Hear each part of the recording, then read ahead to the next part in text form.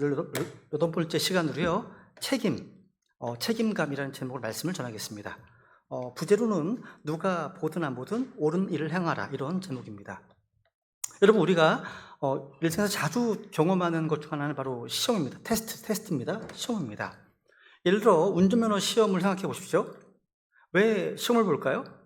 단순히 도로교통법 몇 가지를 아느냐, 신호등 색깔을 구별하느냐, 이거 확인하려는 것이 아닙니다.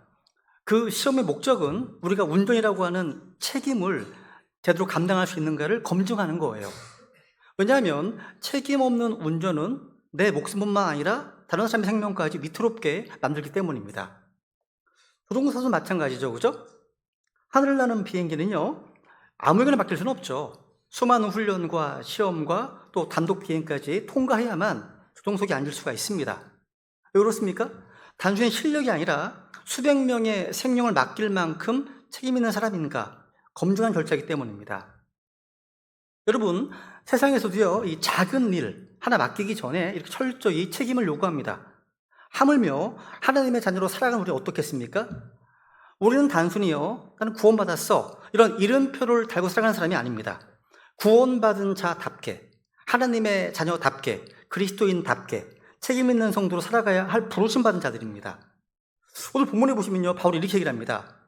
너희가 항상 순종한 것 같이 내가 있을 뿐만 아니라 지금 내가 없을 때에도 더욱더 순종하여. 그러니까 빌립보 성도들은요, 바울이 없을 때에도, 그러니까 눈에 보이는 소자가 없을 때에도 그들은 여전히, 오히려 더 잘 순종했습니다. 이게 바로요, 책임 있는 성도의 모습입니다. 여러분, 혹시 우리는 누가 보고 있을 때만 열심히 하고 아무도 안 볼 때는 게으름 가운데 있지 않습니까? 사람들이 지켜볼 때는 믿음 있는 성도처럼 보이지만 혼자 있을 때는 전혀 다른 삶을 살고 있지 않습니까? 세상에서도요, 면허 하나 받기 위해서 철저히 책임을 검증하는데 하나님의 사람이라면 마땅히 누가 보든 안 보든 옳은 일을 행하는 책임을 삶으로 증명해야 하지 않겠습니까? 바울은요, 빌립보 교회를 향해서 정말 놀라운 칭찬을 하고 있는 거예요. 그렇죠? 너희가 항상 순종하고 같이 내가 있을 뿐만 아니라 지금 내가 없을 때에도 더욱더 순종했다. 이 짧은 말씀 하나에요, 책임의 본질이 담겨 있습니다. 바울은 너희가 보통 때 순종하고 같이 말하지 않았습니다. 너희가 대부분 순종하고 같이 이렇게 하지 않았습니다. 바울이 이렇게 선포했습니다. 너희가 항상 순종하고 같이. 항상. 이보다도 놀라운 칭찬이 어디 있겠습니까? 근데 바울은 여기서 멈추지 않았습니다. 내가 있을 때뿐만 아니라 지금 내가 없을 때에도 더욱더 순종한다. 무슨 말입니까? 책임 있는 성도는요, 누군가 지도자가 있을 때만 잘하는 것이 아니라 보는 사람이 없을 때에도, 환경이 달라졌을 때에도 오히려 더 순종한다는 거죠. 여러분, 이 말씀에 우리 자신을 좀 비춰보면 좋겠습니다. 여러분은 아무도 보는 이가 없을 때, 그때에도 주님 앞에서 똑같이, 오히려 더욱더 순종하십니까? 이 세상은요, 외부의 통제와 감시로 사람을 움직입니다. 경찰이 있어야 범죄를 멈추고요, 감독관이 있어야 규율을 지킵니다. 근데 하나님의 사람들은 그렇지 않습니다. 우리 성도들의 책임은요, 외부의 통제나 감시가 아니라 오직 마음에 새겨진 하나님의 말씀과 우리 안에서 역사하신 성령님으로 지켜지는 겁니다. 바울은 이어서 이렇게 얘기하죠. 그렇죠? 두려움과 떨림으로 너희 자신의 구원을 일하여 드러내라. 그러니까 이미 주어진 구원을 삶으로 드러내라는 것이죠. 즉 우리 안에 있는 예수 그리스도를 밖으로 표현하는 것, 이게 성도의 책임이라는 거예요. 그러면 이제 본론으로 들어가겠습니다. 먼저 이 책임의 성경적 의미입니다. 오늘 본문에서 다 같이 읽겠습니다. 시작. 그러므로 내 사랑하는 자들아,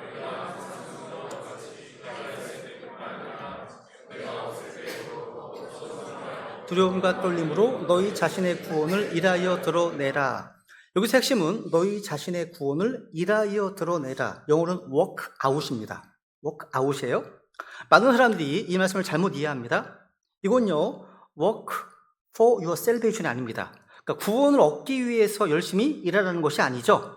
성경은 말씀하십니다. 읽어볼까요? 시작. 너희가 믿음을 통해 은혜로 구원을 받았나니 그것은 너희 자신에게서 난 것이 아니요 하나님의 선물이니라. 행위에서 난 것이 아니니 이것은 아무도 자랑하지 못하게 하려 함이라 말씀하시기 때문입니다. 그리고 work at your salvation도 아닙니다. 이 work at이라는 표현은요, 애쓰다, 노력하다라는 뜻입니다. 그러니까 만약에 work at your salvation이라고 하면 무슨 얘기입니까? 구원을 얻은 후에도요, 스스로 노력해서 지켜내야 한다는 식으로 들리는 거예요. 그건 아니죠. 구원이 영원한 생명이 아니라 언제든지 잃어버릴 수 있는 임시 티켓이 되어버리기 때문이죠. 또한 work up your salvation이 아닙니다. 우리 건물 1층에 보시면 워크업이라고 하는 그런 그 간판을 보셨죠? 워크업. 이게 보통 워크업이라면요, 일반적으로 감정인 어떤 상태를 좀 끌어올리다, 만들어내다라는 뜻입니다. 거기는 옷을 파는 곳이니까 옷을 통해서 어떤 작품을 통해서 스타일을 업 시키는 거예요. 그런 의미입니다. 그러니까 더 멋진 모습 발전한다는 그런 좀 마케팅 뉘앙스가 아닌가 싶어요. 잘 모르겠습니다. 어떻게 졌는지 모르겠습니다. 그래서 work up your salvation이라고 그러면 구원을 억지로 만들어낸다는 의미입니다.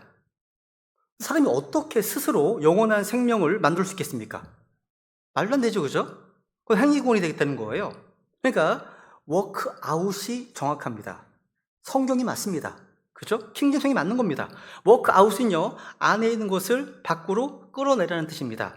이것은 마치요, 이거예요. 자동차 광택을 하는 것과 같습니다. 왁스를 바르는 것은요, 페인트 칠을 새로 하는 게 아니죠. 기존에 원래 있던 색깔과 광택을 밖으로 쏟아내는 것입니다. 주님께서요, 이미 우리 안에 넣으신 생명을 바깥으로 드러내자는 뜻입니다. 구원은 이미 우리 안에 있습니다. 구원은 하나님이 주셨고요, 예수님이 다 이루셨고요, 성령님께서 확정하셨습니다. 그러므로 우리의 책임은 뭡니까? 그 구원이 내 삶에서 겉으로 드러나 보이게 만드는 겁니다. 그게 우리 책임이에요. 그런데 우리나라 개역 개정판 성경에는 이렇게 되어 있습니다. 보시면 너희 구원을 이루라라고 되어 있고, 이루라. 이 말씀 그대로 읽으면요, 구원을 완성해라, 성취하라 이런 의미로 들려서 마치 내 노력이 구원을 완성하는 것처럼 오해할 수 있습니다. 이것이 바로 행위 구원을 흐르게 되는 위험이죠. 그런데 킹제임스 성경 work out입니다. 안에 있는 것을 밖으로 드러내라고 정확히 말씀하고 있습니다. 바로 그 다음 절에 보시면요, 이렇게 말씀하시기 때문입니다. 3절입니다. 시작. 너희의 선한 기쁨에 따라 너희 안에서 일하사 원하게도 하시고 행하게도 하시는 분은 하나님이시니라. 여기 보시면 God이 나오고 관계대명사가 나오고 works in이 나오죠. 그러니까 너희 안에서 일하시는 하나님이 있습니다. 하나님은 우리 안에서 일하십니다. 우리는 그것을 밖으로 드러낸다는 구조로 되어 있어요. 그죠? 그렇다면 앞에서 두려움과 떨림으로, 이건 무슨 말이에요? 이게 구원을 잃을까봐 공포에 떤다는 말이 아닙니다. 오히려 거룩하신 하나님 앞에서 내가 받은 구원이 헛되이 드러나지 않도록 두려움과 떨림으로 진지하게 살아가라는 말입니다. 예를 들어서 회사에서 사장님이 내게 중요한 프로젝트를 맡겼다고 해봐요. 내가 잘못하면 회사 전체가 손해를 볼 수가 있어요. 그 일을 맡을 때는요, 가벼운 태도가 아니죠. 농담치만 할 수는 없죠. 책임감을 갖고 긴장하는 가운데 온 힘을 다해서 감당할 겁니다. 마찬가지입니다. 주님께서 내 안에 구원이라고 하는 놀라운 복을 맡기셨습니다. 그것을 드러낼 때는 가볍게가 아닙니다. 대충대충이 아닙니다. 두려움과 떨림으로 주님 앞에서 책임감 있게 감당해야 한다는 거예요. 다시 말씀드리지만 work out, 요 salvation은요, 구원을 얻으라도 아니고 구원을 지키라도 아니고요, 구원을 만들어라도 아닙니다. 이미 안에 있는 구원을 우리 삶의 현장에서 두려움과 떨림으로 드러내라는 겁니다. 이것이 책임 있는 성도의 모습이고 오늘 말씀의 주제입니다. 여러분, 성경은요, 구원을 한 가지 차원으로만 말씀하지 않습니다. 구원에는 세 가지 시제가 다 나오죠. 이것을 알면 work out, 이것이 무슨 더 분명하게 이해할 수 있습니다. 성경에는 먼저 과거의 구원이 있습니다. 이것은 내가 예수 그리스도를 믿을 때 단번에 받은 구원입니다. 믿는 순간 나는 죄의 형벌에서 영원히 해방되었습니다. 이미 구원받았습니다. 지옥 가지 않습니다. 영생을 얻었습니다. 하나님의 자녀가 되었습니다. 이것은 예수님을 나의 구원자와 주님으로 영접하는 순간 완성된 사건이죠. 그렇죠? 이미 구원 받았습니다. 받은 거예요. 그렇죠? 그러니까 과거의 구원이 이미 끝난 겁니다. 두 번째, 현재의 구원이 있습니다. 이것은 우리가 매일 살아가는 삶 속에서 죄의 권세로부터, 죄의 권능으로부터 해방되는 겁니다. 다시 말해서 구원받은 성도가 매일매일 말씀과 성령님의 도우심으로 죄를 이기는 삶을 사는 것을 의미합니다. 한번 읽어볼까요? 그럼 15장입니다. 시작. 사망에 쏘는 것은 죄요 죄의 힘은 율법이니라. 그러나 우리 주 예수 그리스도를 통해 우리에게 승리를 주시는 하나님께 감사를 드리노라. 승리를 주신 하나님, 현재 시제입니다. 이게 현재의 구원이에요. 성화입니다. 그러니까 바울이 두려움과 떨림으로 너희의 구원을 일하여 드러내라, 이렇게 말할 때 바로 이 현재적 구원을 말씀하는 겁니다. 즉 구원받은 자답게 오늘 하루를 책임 있게 살아내라는 거예요. 세 번째, 미래적 구원이 있죠. 언젠가 주님 다시 오시면 우리는 죄의 존재 자체로부터 해방됩니다. 그렇죠? 더 이상 죄성이 남아있지 않고요, 마귀의 유혹도 없고요, 죄로 가득한 세상 더 이상 없습니다. 우리는 영화로운 몸을 입고 완전한 구원을 누리게 됩니다. 이게 미래적 구원이고 영화입니다. 그렇죠? 여러분, 과거의 구원은 단번에 주어진 은혜입니다. 미래의 구원은 반드시 올 영광입니다. 그러나 오늘 우리가 씨름하는 것은 현재의 구원입니다. 이 현재의 구원은 우리 매일의 선택 가운데서 드러납니다. 가정에서, 직장에서, 또 교회에서 누구도 보지 않을 때에도 책임 있는 선택을 하는 것, 이것이 바로 Work out your salvation의 말씀의 의미입니다. 그러므로 이 구원의 세 시제를 이렇게 기억하십시오. 과거, 나는 죄의 형벌에서 구원받았다. 현재, 나는 죄의 권능에서 매일 해방되고 있다. 미래, 나는 죄의 존재로부터 영원히 자유로울 것이다. 그리고 이 현재의 구원을 책임 있게 살아내는 것이 바로 오늘 설교의 핵심인 겁니다. 그럼 이제 두 번째로 책임의 영역입니다. 여러분, 책임은 단순히 한두 가지 상황에서만 요구되는 덕목이 아닙니다. 성경은 우리의 삶 전체, 모든 관계 속에서 책임을 부여하셨습니다. 오늘은 그 네 가지 영역만 짧게 보겠습니다. 우선 먼저 우리는 시민으로서의 책임을 져야 됩니다. 성경은 우리가 단순히 교회 안에서만 책임이 있는 성도 살아라고 말씀하지 않으십니다. 우리에게는요, 시민으로서 책임이 있습니다. 로마 3장에 보시면 바울이 이렇게 얘기하죠. 시작. 모든 호는 더 높은 권력들에 복종할지니라. 하나님으로부터 나지 않은 권력은 없나니 현존하는 권력들은 하나님께서 정하셨느니라. 다시 말해 우리가 속한 이 나라의 권력들은, 공권이라고 하죠, 우연히 세워진 것이 아니라 하나님으로부터 났고 하나님께서 정하셨다는 말이죠. 그러므로 우리는 시민으로서 책임 있는 성도라면 국가의 제도와 법을 지키고 사회의 질서를 존중하고 합당한 세금을 내고 기도함으로 나라를 섬기는 자입니다. 이거 단순히 국가에 대한 의무만이 아니라 하나님 앞에서 책임 있는 성도로서의 삶의 표현입니다. 예수님 말씀하셨죠? 그러므로 카이사르의 것들은 카이사르에게, 하나님의 것들은 하나님께 바치라. 우리가 하늘나라의 시민이라고 해서 우리가 이 나라의 법을 무시하거나 의무를 소홀히 하는 것은 성경적 책임이 아닙니다. 여러분, 책임 있는 성도는요, 주어진 법과 제도 안에서 정직하게 행하고요, 이 어두운 세상 속에서 빛과 소금으로 살아가는 겁니다. 우리가 나의 나라, 내 나라를 위해서 기도하고 선거에서 말씀과 자신의 양심을 따라 투표하고 세금을 정직하게 내는 것, 이 모든 것이 주님 앞에서 책임 있는 시민으로 사는 모습입니다. 우리는 이 땅에 살지만 동시에 하늘나라의 시민입니다. 그죠? 그러므로 이중적인 책임이 있는 거예요. 이 땅에서는 성실한 시민으로, 모범적인 시민으로, 하늘에서는 거룩한 백성으로 살아야 됩니다. 주님께서는요, 우리를 이 세상 속에 두셔서 세상 한가운데서도 누가 보든 안 보든 간에 옳은 일을 행하는 그런 모범적인 시민으로 부르셨습니다. 이것만이 아닙니다. 결혼에서의 책임도 있죠. 주님께서는 처음 사람 아담을 만드시고요, 그리고 에덴 동산에 두셨을 때 아담이 혼자 있는 거 좋지 않다 하시면서 이불을 동배필로 주셨습니다. 이게 결혼제도의 시작이죠. 그러니까 결혼은요, 인간의 제도가 아닙니다. 하나님이 세우신 제도죠. 에베소 5장에 보시면 결혼의 책임을 이렇게 분명히 말씀하십니다. 남편분들만 읽어보실까요? 시작. 남편들아, 너희 아내 사랑하기를 그리스도께서 또한 교회를 사랑하사 교회를 위해 자신을 주신 것 같이 하라. 남편에게 주시는 가장 큰 책임은 아내를 사랑하는 겁니다. 이건 단순히 감정적인 사랑이 아니라 희생적인 사랑, 목숨까지 내어주는 사랑입니다. 그러니까 결혼은 남자에게는 죽으러 가는 겁니다. 그렇게 이해하셔야 돼요. 그러면 가정이 평안합니다. 남편이 이 책임을 다할 때 가정 굳게 세워집니다. 반대로 아내에게는 이렇게 말씀하십니다. 아내들 읽어볼까요? 아내분들만 시작. 아내들아, 네. 그러시면 돼요. 이러시면 됩니다. 여기서 복종은요, 억지로 끌려가는 복종이 아닙니다. 하나님이 주신 질서 안에서 기쁨으로 남편을 존중하고 돕는 책임으로서의 복종이죠. 아내가 남편에게 복종할 때 남편은 아내를 더욱더 사랑하게 되고요. 사랑과 복종이 선순환되는 가정이 세워지는 겁니다. 그런데 책임을 다하지 않는 결혼은 어떤 모습일까요? 남편은 자기 욕심만 채우려고 하고 아내를 돌보지 않습니다.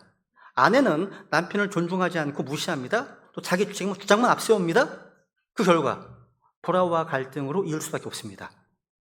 여러분, 오늘 우리의 가정은 어디에 서 있습니까? 결혼은요, 하나님 앞에서 서로에게 책임을 다하는 거예요. 남편은 자신의 아내를 위해 나는 오늘 예수님처럼 죽기까지 사랑하며 살고 있는가를 점검해야 됩니다. 아내는 나는 남편에게 복종함으로 주님께 하듯 순종하고 있는 걸 점검해야 됩니다. 이걸 반대로 하시면 절대 안 되는 겁니다. 싸움 나겠죠? 자기 것만 집중하시면 돼요. 이것이 바로 가정 안에서 일어나는 책임 있는 성도의 성품입니다. 여러분, 가정 안에는요, 남편과 아내뿐만 아니라 부모와 자녀의 책임도 있습니다. 하나님께서요, 가정을 주신 질서는 결국 무질서가 아닙니다. 각자에게 책임을 맡기신 거룩한 질서입니다. 에베소 6장 읽어볼까요? 시작. 자녀들아, 주 안에서 너희 부모에게 순종하라. 이것이 옳으니라. 내 아버지와 어머니를 공경하라. 그것은 약속 있는 첫째 명령이니 이것은 내 일이 잘 되고 내가 땅에서 장수하게 하려 함이라. 또 너희 아버지들아, 너희 자녀들을 노엽게 하지 말고 오직 주의 교육과 훈계로 양육하라. 여기 먼저 자녀들아, 자녀의 책임이 분명하죠? 자녀는 부모에게 순종하고 공경해야 합니다. 순종은요, 행동의 영역이고 공경은요, 마음의 영역입니다. 부모가 틀릴 때도 있고요, 연약할 때도 있습니다. 그런데 부모를 무시하거나 멸시하는 것은 곧 하나님의 질서를 무시하는 것입니다. 성경은요, 부모 공경이 단순한 예절이 아니라 약속이 있는 첫째 명령이라고 강조합니다. 부모를 공경하는 자에게 내 일이 잘 되고 땅에서 장수한다, 이런 복을 약속하셨습니다. 이것만 아닙니다. 부모의 책임도 있죠. 부모는요, 자녀를 노엽게 하지 말고 주의 교육과 훈계로 양육해야 됩니다. 자녀들을 부모의 욕심대로 몰아붙이는 것은 참된 책임이 아닙니다. 성경적 책임은요, 자녀를 주님의 말씀으로 훈련하고 하나님의 뜻 안에서 양육하는 것입니다. 부모가 먼저 책임 있는 신앙생활을 하면 자녀가 그것을 보고 배우게 됩니다. 여러분, 가정이 무너지는 이유는요, 가장 큰 이유가 뭘까? 이건 바로 이 책임을 소홀히 할 때 찾아옵니다. 부모는 말씀으로 양육하는 책임을 다하지 않고 자녀는 순종과 공경의 책임을 버릴 때 가정은요, 문제로 가득 차게 됩니다.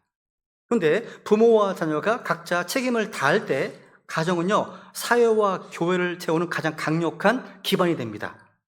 가정 안에서 책임을 다하는 성도가 되어야만, 이 기본이에요, 교회에서도 또 직장에서도 책임 있는 성도가 될 수가 있습니다.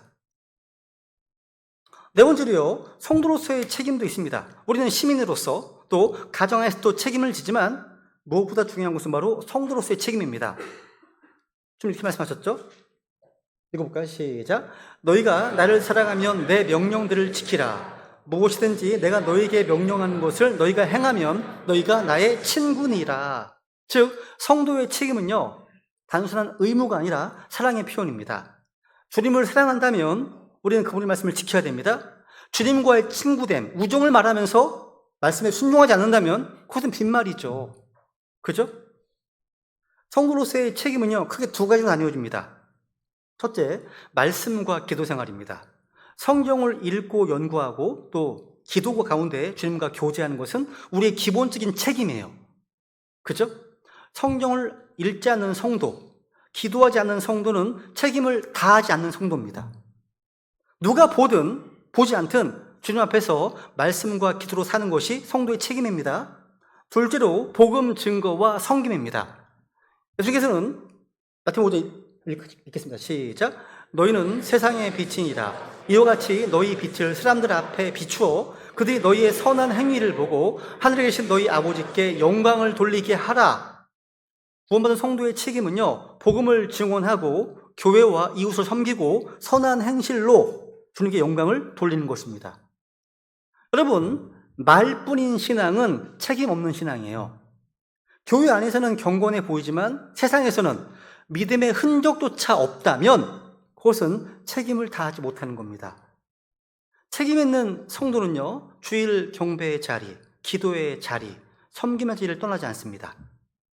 그것은 목사가 보고 누군가가 보아서가 아니라 하나님이 보고 계시기 때문입니다. 우리의 신앙을 점검해 보아야 됩니다. 나는 성도로서 책임을 다하고 있는가? 주님을 사랑한다고 말하면서 그분의 말씀에 순종하지 않는다면 그것은 사랑이 아닙니다. 진정한 책임은요, 주님을 사랑하기 때문에 누가 보든 안 보든 간에 주의 말씀을 지키는 삶으로 드러납니다. 교회 안에서요, 우리가 서로에게 져야 될 책임이 있죠. 그래서 6장에 볼까요? 시작.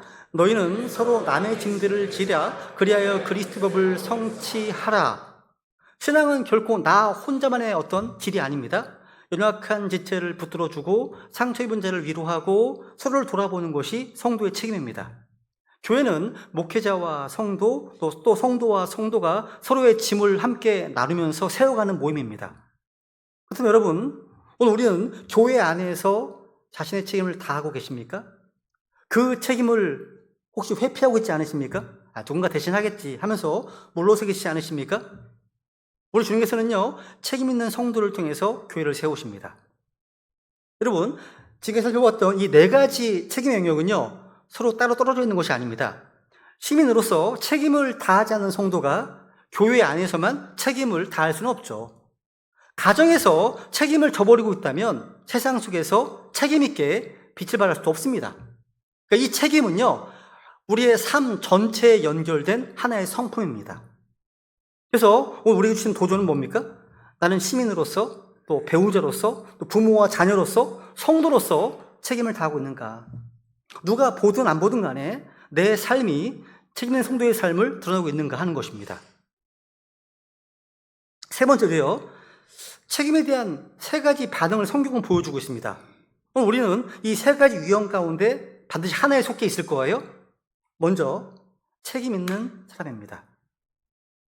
이 사람은요, 여러분, 성경이 말하는 책임 있는 사람은요, 단순히 착한 사람이 아닙니다. 책임 있는 사람은요, 하나님의 말씀을 내면의 기준과 원칙으로 삼아 살아가는 사람입니다. 그러니까 외부의 상황에 따라 달라지거나 사람들의 눈치를 보면 흔들리지 않습니다. 누가 보든 보지 않든 간에 언제나 똑같이, 아니 오히려 더 철저하게 옳은 일을 선택하는 사람이 바로 책임 있는 성도입니다. 오늘 본 말씀처럼요, 바울은 빌립보 교회를 향해서 항상 순종했다라고 칭찬했습니다. 그죠? 항상 순종했습니다. 그것도 바울이 있을 뿐만 아니라 바울이 떠난 후에도 더 순종했다고 증언합니다. 이게 바로 책임 있는 성도의 표지입니다. 책임 있는 지체들은요, 교회에 어떤 리더가 있을 때는 기쁘게 순종하고요, 리더가 없을 때는 오히려 더 열심히 순종합니다. 왜 그렇습니까? 그 마음 깊은 곳에 하나님의 말씀이 기준과 원칙으로 새겨졌기 때문입니다. 그러니까 그 사람을 움직이는 것은요, 외부 상황이 아닙니다. 자기 마음속에 세워진 성경적 기준으로 하나님의 말씀이 그를 지배하기 때문입니다. 이게 중요한 거예요. 잠언 16장 32절입니다. 읽어볼까요? 시작. 분노하기를 더디하는 자는 용사보다 낫고 자기 영을 다스리는 자는 도시를 취하는 자보다 나으니라. 와, 놀랍지 않습니까? 세상은요, 큰 도시를 정복한 장군을 위대한 영웅이라고 칭송합니다. 그런데 하나님은요, 다르게 말씀하시네요.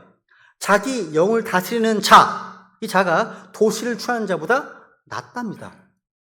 도시를 정복하는 것은요, 외적인 힘으로 가능합니다. 그런데 자기를 다스리는 일, 자기 영을 다스리는 일은요, 오직 말씀과 성령님의 능력이 아니고서는 불가능하기 때문입니다. 그래서 하나님은요, 자기 영을 다스리는 자를 더 크다고 보시는 겁니다. 또 아래 바울의 고백 들어볼까요? 시작. 다만 내가 내 몸을 억제하여 복종시킴은 내가 다른 사람들에게 복음을 선포한 뒤에 어떤 방법으로든 나 자신이 버림받은 자가 되지 않게 하려 함이라. 여기서 버림받는다, 이것은요 구원을 잃는다는 말이 아니죠. 우리 주님께 쓸모없는 종이 될까 봐 두려워하는 겁니다. 바울은요 자신이 말씀을 전했음에도 자기 육신을 제어하지 못해서 주님께 쓰임받지 못하고 주님의 사역이 부끄러운 존재가 될까 봐 두려워했습니다. 그래서 바울은요 날마다 자신의 몸을 억제하여 주님의 말씀 아래 복종시켰습니다. 이게 바로 책임 있는 성도의 삶입니다. 여러분, 책임 있는 사람은요 뭐 지도자가 있든 없든, 누가 보든 안 보든, 환경이 좋든 나쁘든 마음에 세워진 하나님의 기준과 원칙에 따라서 옳은 일을 행하는 사람입니다. 다니엘은요 바벨론 포로로 끌려 낯선 환경에 있었습니다. 근데 여전히 말씀대로 살았습니다. 왜? 마음속에 정한 바가 있기 때문에. 다니엘서 1장 8절 볼까요?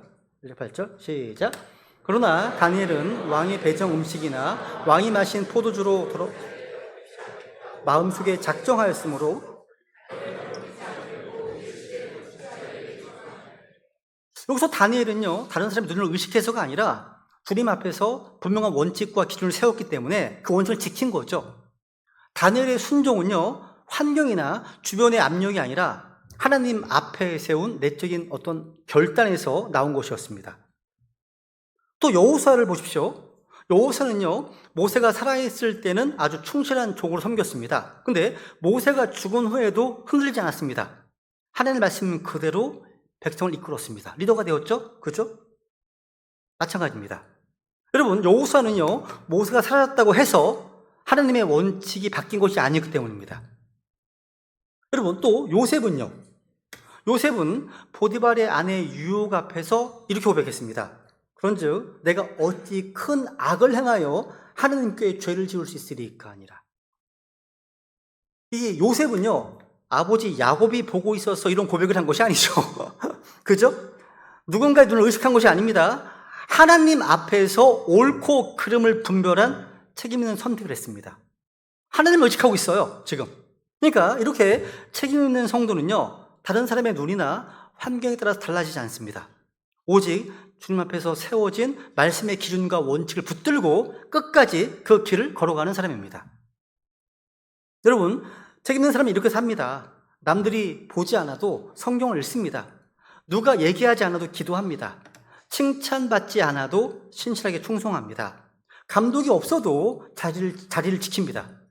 그 이유는요 외부의 어떤 압력이 아니라 내면의 원칙이 그를 움직이기 때문입니다. 하느님의 말씀이 마음판에 기록되었기 때문입니다. 두 번째 유형이 있습니다. 무책임한 사람입니다. 이 사람은요 외부의 영향에 따라 사는 사람이에요. 무책임한 사람은요 반드시 누군가 영향을 받습니다. 근데 문제는 그 마음속에 하나님의 말씀을 기준으로 삼는 원칙이 없기 때문에 상황에 따라서 행동이 달라집니다.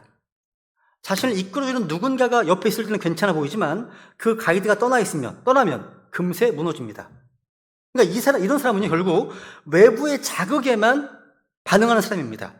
그러니까 말씀으로 자기 자신을 다스리는 책임 있는 사람은 아닌 거예요. 성경은요 이런 무책임한 사람들의 모습을 여러 군데서 보여줍니다. 먼저 이브를 보십시오. 이브는요 아담과 함께 있을 때는 선악과에 손대지 않았습니다. 하지만 아담이 없을 때 뱀이 다가 유혹하니까 마음속에 말씀이 뿌리내리지 않았던 이브는요 넘어지고 말았습니다. 이브는 하나님의 말씀이라고 하는 절대적 원칙을 붙잡지 않고 뱀의 거짓말에 휘둘린 거죠. 아론도 마찬가지입니다. 아론, 모세가 있을 때는요 조용히 그의 곁을 지켰습니다. 근데 모세가 시내산에 올라간 사이에 백성들이 몰려왔습니다. 우리를 인도할 신을 만들라고요. 이렇게 요구하니까 아론은 거절을 못하네요. 금송아지를 만들고 말았습니다. 아론은요 말씀의 기준을 붙들지 못하고 다수의 압력에 굴복한 무책임한 지도자의 모습이었습니다. 롯은요, 롯은요 아브라함과 함께 있을 때는요 믿음의 길을 가는 것처럼 보였습니다. 근데 아브라함과 분리된 이후에 혼자 뭔가 선택할 때는요 곧장 소돔을 향해서 눈을 돌렸습니다. 롯은요 마음속에 옳은 선택을 할 분명한 기준이 없었기 때문입니다. 그 세상의 매력에 끌려간 거 쉽게. 심지어 갈라디아 교회조차도요 바울이 있을 때는 복음을 굳게 지켰는데 바울이 떠나간 뒤 거짓 교사가 들어와서 그 영향이 금 넘어졌습니다. 바울이 이렇게 고백했죠, 그죠? 너희가 잘 달렸는데 누가 너희를 막아 너희가 진리에 순종하지 못하게 하더냐. 책망했습니다. 여러분, 이렇게 무책임한 사람은요, 이제 세 번째로 보게 될 반역자는 아니에요. 무책임한 사람은 겉으로는 착할 수 있고요, 또 순종한 것처럼 보일 수 있습니다. 그런데 그들의 문제가 뭐냐면 속에, 내면에 말씀의 기준이 없다는 데 있어요. 그래서 외부의 상황이 그 삶을 지배한다는 거예요. 좋은 리더가 곁에 있으면 잘 따라가는 것 같지만 나쁜 리더가 나타나면 그게도 쉽게 순종하고 끌려갑니다. 결국 그는요, 자기 신앙을 세우지 못한 채 늘 주변 환경이 휘둘린 인생을 살게 됩니다. 여러분, 누군가 옆에서 지켜볼 때는 성경을 읽고 기도하는데 혼자가 되면 성경이 덮어지고 기도를 멈춰버린다? 누군가 볼 때는 신실하게 섬기는 것처럼 보이는데 누군가 없을 때는 태도가 달라진다? 이게 바로 무책임한 모습의 사람의 모습입니다. 그렇죠? 여러분, 우리 성도들의 신앙은요, 감시나 눈치로 유지되는 게 아닙니다. 우리의 신앙은 말씀의 절대 기준과 성령님의 능력으로 지켜져야 됩니다. 책임 있는 성도는요, 누군가 보지 않아도, 지켜보지 않아도요, 하나님께서 지금도 살아계셔서 나를 보고 계신다고 하는 의식 가운데서 흔들림 없이 살아가는 사람입니다. 세 번째, 유형으로 또 반역자가 있습니다. 이 반역자 유형은요, 단순한 무책임한 수준을 넘어선 사람들입니다. 내면에 말씀의 원칙도 없고요, 외부의 선한 영향도 거부합니다. 자기 고집과 교만이 주인입니다. 성경 이런 자들을 반역자라고 부릅니다. 민수기 16장에 보시면요, 고란과 다단과 아비람이 모세에게 이렇게 얘기를 합니다. 읽어볼까요? 시작. 저들이 모세와 아론을 대적하려고 함께 모여 그들에게 이르되 너희가 분수에 넘치게 행하는도다. 온 회중 곧 그들이 각각 거룩하며 주께서도 그들 가운데 계시는데 너희가 어찌하여 너희 자신을 주의 회중보다 높이느냐 하매. 겉으로는 아주 민주적인 것처럼 들립니다. 실제로는 뭡니까? 하나님께서 세우신 질서를 부정하는 교만의 반역이었습니다. 하나님은 이들을요, 땅이 갈라져서 삼키는 심판으로 다루셨습니다. 무서운 심판이었죠? 36장에 보시면 멸망이 앞서 교만이 나아가며 넘어짐에 앞서 거만한 영이 있느니라.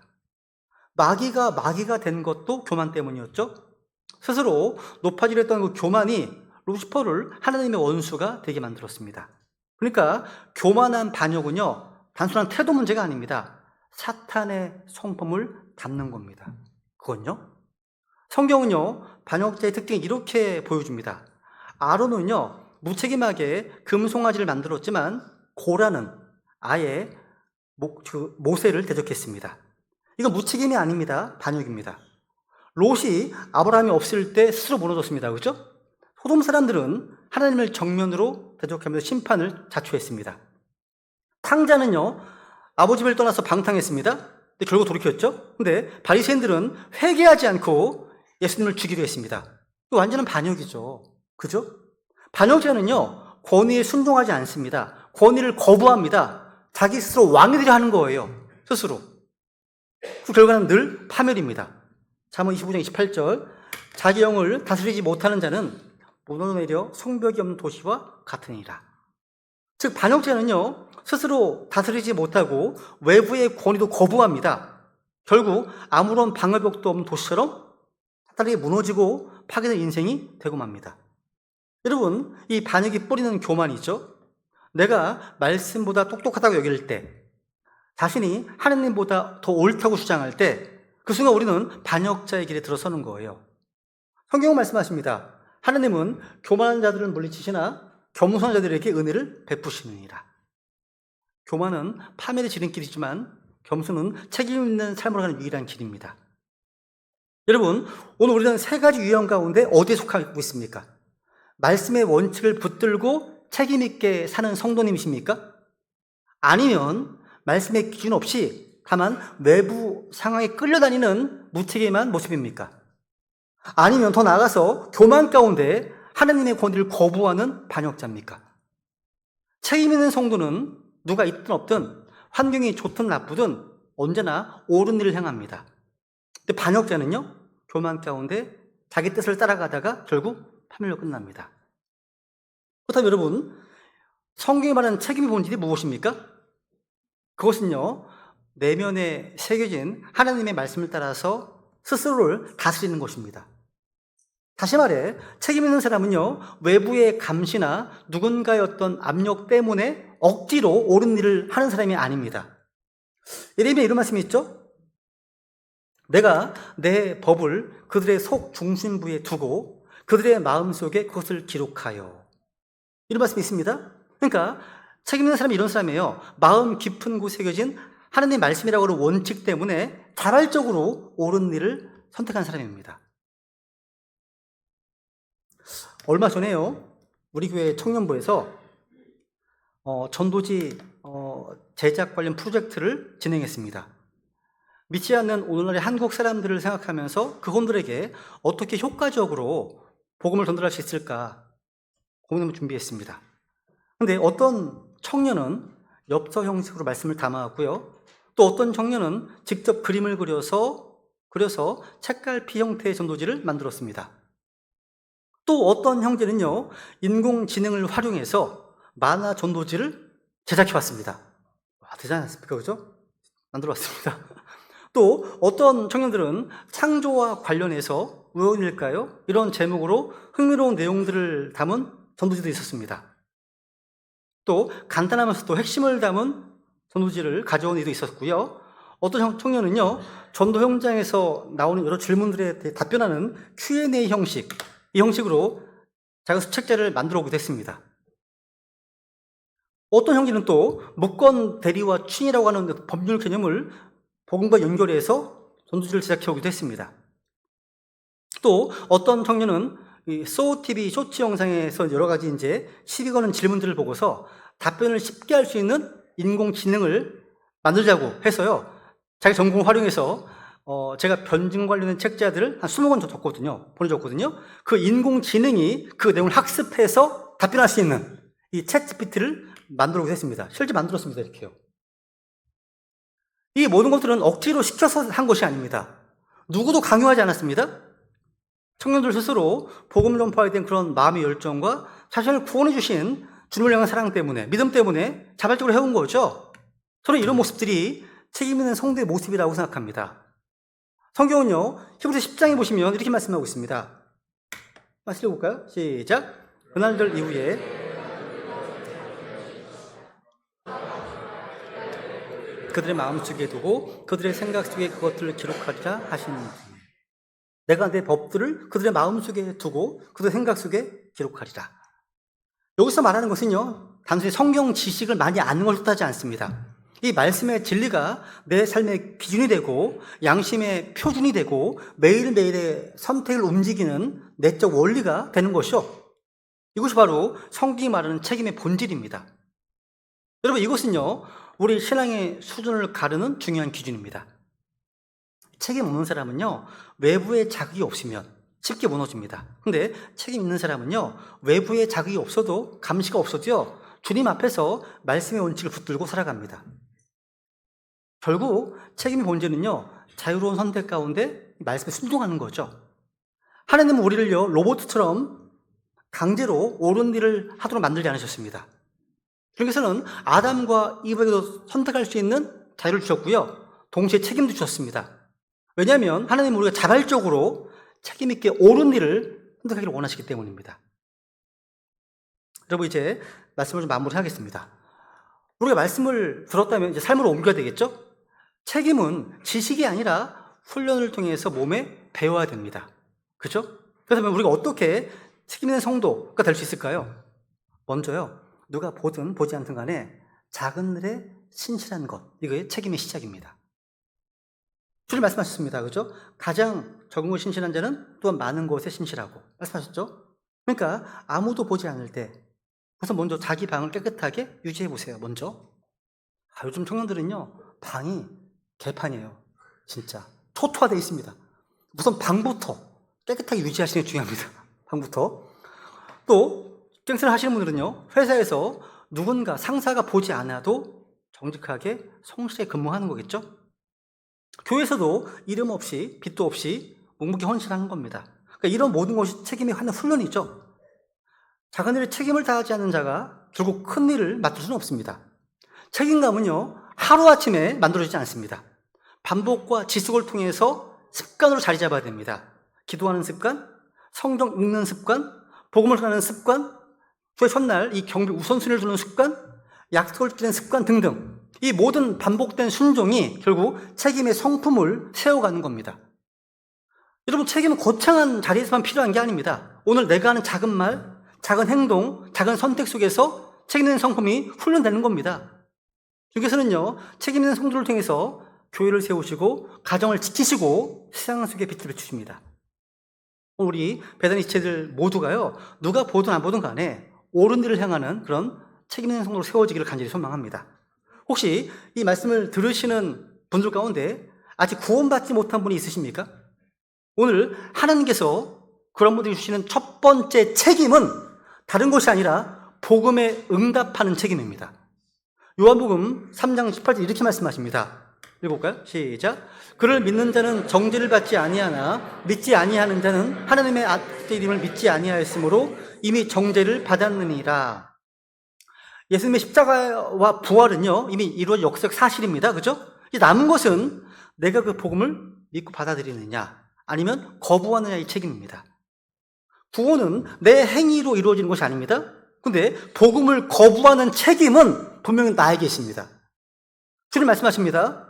수고하고 무거운 모든 짐진 모든 자들아, 너희는 내게로 오라. 내가 너희에게 안식을 주리라. 예수님은요, 우리의 죄의 짐을 대신 지시고 십자가에 피 흘려 죽으셨고요, 삶을 다시 부활하셨습니다. 그래서 구원의 길을 열어주셨죠. 그러니까 오늘 우리가 해야 될 책임 있는 결단은 회개와 믿음으로 주님께 나오는 겁니다. 예수님을 자신의 구원자 주님으로 받아들이겠다는 의지적으로 결단하는 것입니다. 그때 주님께서는 구원이라고 하는 놀라운 은혜를 주십니다. 또 성도 여러분, 우리도 결단이 필요하겠죠? 나는 시민으로서 책임을 다하고 있는가? 나는 가정에서 주님이 맡기신 책임을 다하고 있는가? 또 교회 안에서 내 자리를 지키고 내 목소리를 감당하고 있는가? 무엇보다도 하나님 앞에서 말씀의 원칙을 붙들고 책임 있는 신앙을 살고 있는가? 돌아봐야 됩니다. 우리 이 시간, 주님, 누가 보든 안 보든 저는 옳은 일을 행하겠습니다. 환경이 아니라 말씀의 원칙으로 살아가겠습니다. 사람의 눈이 아니라 하나님을 의식하면서 책임 있게 살겠습니다. 이렇게 결단하시면서 주님께 은혜를 구하겠습니다. 기도하시겠습니다.